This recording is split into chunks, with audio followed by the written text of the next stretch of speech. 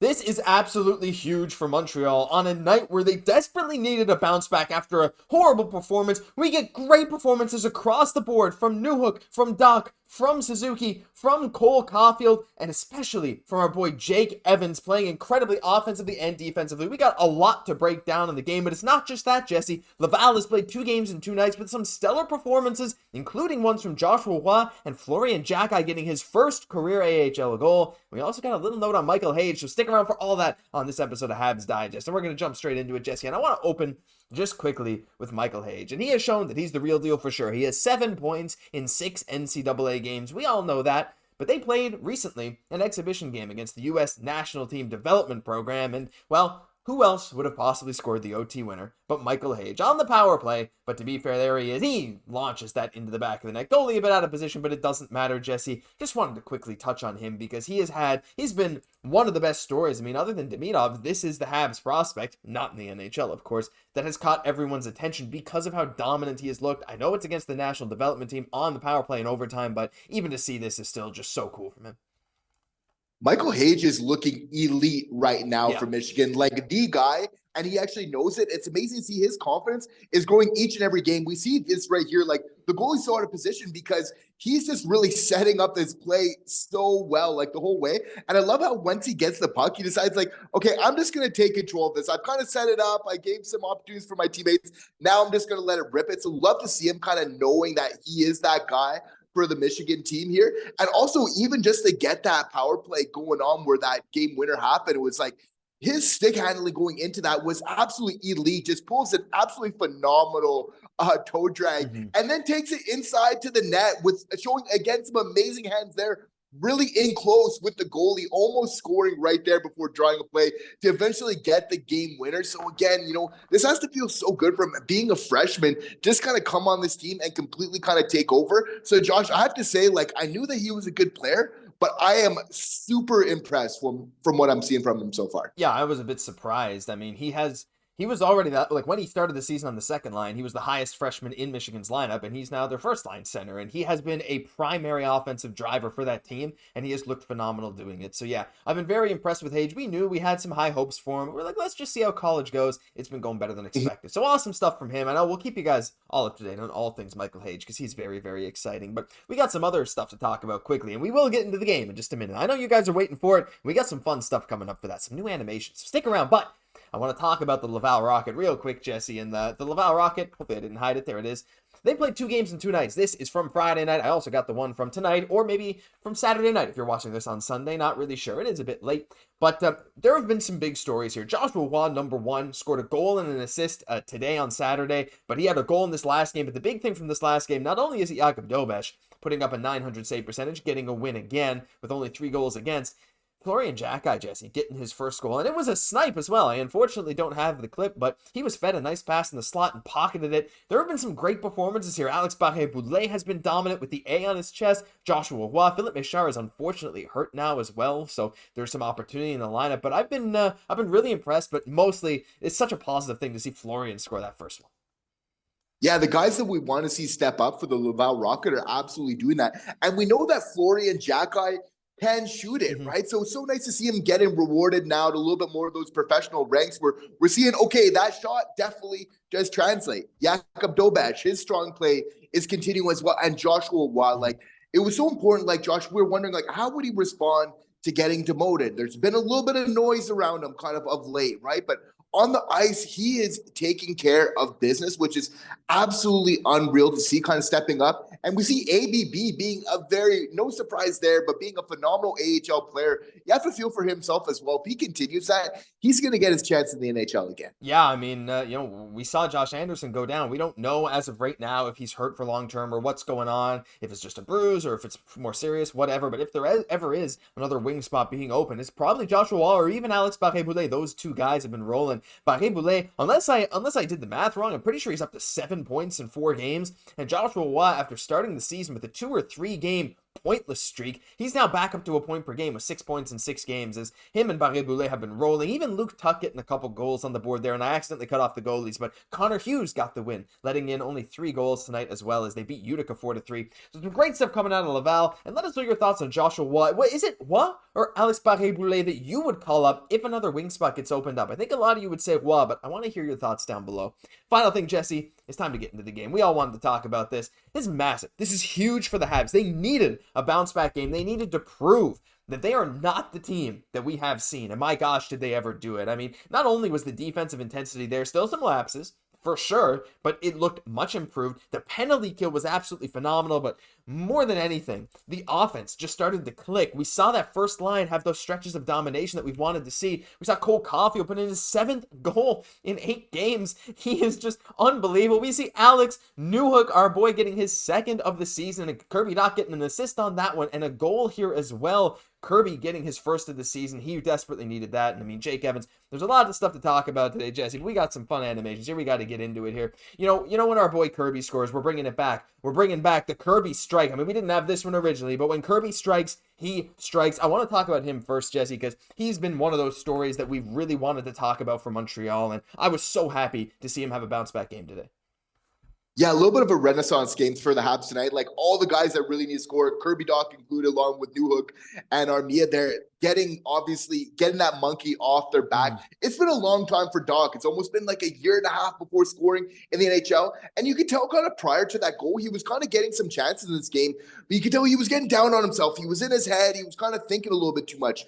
As soon as he got that goal, Josh, did you not notice he started looking more dangerous on the ice right away. Again, he had a beautiful setup as well to Newhook, to Newey helping him on that goal there. So absolutely huge for him, and not only him, but for this team as well. Like Kirby Dach is a huge part of this team, and we really need him firing on all cylinders to really be at the level that we want to be at. We see when he does play a good game, when he contributes, what he can really bring to this game, which is absolutely huge for him and his confidence going forward. 3 hits tonight as well. It was just great to see Kirby finally come back, and when he scored that goal, you could see, like you said, the monkey was off his back. He was starting to create more dangerous chances. He even had that pass to Newhook. We got some more enemies. Look at our boy.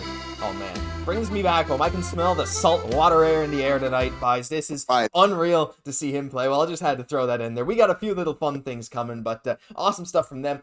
Suzuki though as well, Jesse, has been so good recently. Like you said before we started recording, like him and Matheson, before we get into our boy Lane and maybe some other guys like even Caufield, but Suzuki and Matheson have just been putting up points quietly. Matheson's now up to 7 assists in 8 games. And yeah, and don't forget, one of those games he left after playing like 7 minutes. And Suzuki is up to 9 points, I think, now at 8 games with 2 goals, 7 assists. These guys are just racking on the points. Suzuki had a slow start to the year, and now he's above a point per game. How impressed have you been with Suzuki, even as quiet as he's been? He's just been doing it all. What he did tonight, which was really great, was really playing with pace, kind of attacking that offensive zone and being that skilled player like he is, not being afraid to kind of challenge if there's kind of a 2-on-2 to kind of challenge his man and look dangerous in the offensive zone. Again, that comes from playing with pace. That's the only way that you can really make yourself look dangerous in the offensive zone without being dispossessed of the puck, right? So this was absolutely phenomenal to see, and how, again, how he gets points in just these very sneaky ways. Again, it kind of lends himself to obviously racking it up and becoming that point per game player that his aspirations are to be this year. And you have to feel like he's able to get points where even he's playing well, but he's not standing out kind of all the way. You have to feel like, that's what the best players do. They just find a way to really kind of get those points almost in an effortless sort of fashion. So amazing bit of work from Nick Suzuki, but you have to feel like he's looking to continue to step it up even further. Yeah, for sure. Number 1 on the team in game score, thanks to Hockey Stat Cards, Dumb Decision, Natural Stat Trick. Some great stuff there. You can see that top 5, though. It very much reflects what we saw in the game. Suzuki, Hutson, Dach, Evans, and Caufield. We know Caufield scored. Amazing player. All this good stuff. We'll talk about Lane in a second, but before we get to Lane, I want to mention just quickly, Jesse, I love Jake Evans. This guy, every single game, he has had a positive impact. He's up to 4 points in 8 games, his first goal of the season, and it was a snipe as well. He generated so many shorthanded opportunities, and it just feels like every time he was in his own zone, like, you knew he was going to make a play to get the puck out of it. What was he on the faceoff dot tonight? I don't even know. Okay, 8 wins, 10 losses. Not even that bad. He's still around 50% on the season. Before we move on to our boy Lane, because I know that's the guy we all love to talk about, but Jake Evans. Like, this guy has been one of the unsung heroes for the team, and there's a reason that they've moved him basically into the top 6 in terms of minutes, especially.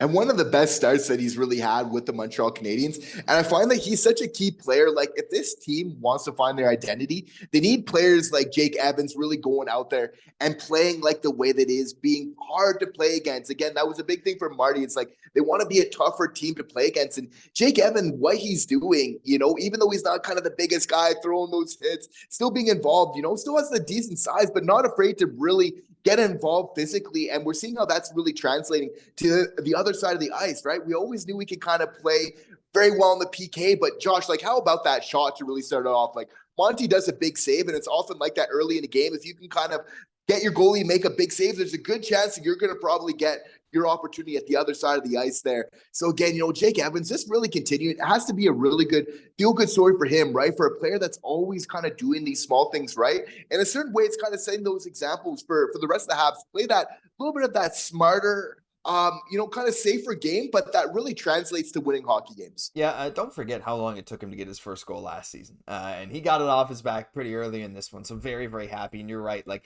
everything he does contributes to winning. And there's a reason he's right up there with Suzuki, Hutson, Dach, and Caufield in terms of the best players tonight. Final guy I did want to talk about our boy Lane. And yes, we got an animation. By the way, we got new emojis down in the chat. We got a demigod, and we also got Lane Train. So feel free to use those down below if you're a channel member. But our boy Lane, Jesse, Hater Station, he's pulling up because the haters did not like this game from Lane Hutson tonight because he was a +2. He had multiple hits. He had an assist, and he looked like he was creating chances left and right. The biggest thing with Lane Hutson, even though he wasn't like the biggest standout on the score sheet or whatever, he was just able to bring the puck into the offensive zone with comfortability every single time. On the power play, he even played the penalty kill tonight. Let me bring that back up. Guys, he played 2 minutes of penalty kill time, shorthanded time on ice. He led the team in ice time. In a game where Mike Matheson's playing the full game, Lane Hutson led the team in ice time. I mean, you know, in terms of offensive generation, was it his best as a Hab? No, but it was still incredible. Like, just watching him, the stuff he does, Jesse, moving on his feet, getting the assist, being a +2, everything from him I thought tonight was really amazing, especially the fact that he got more PK time than he did on the power play.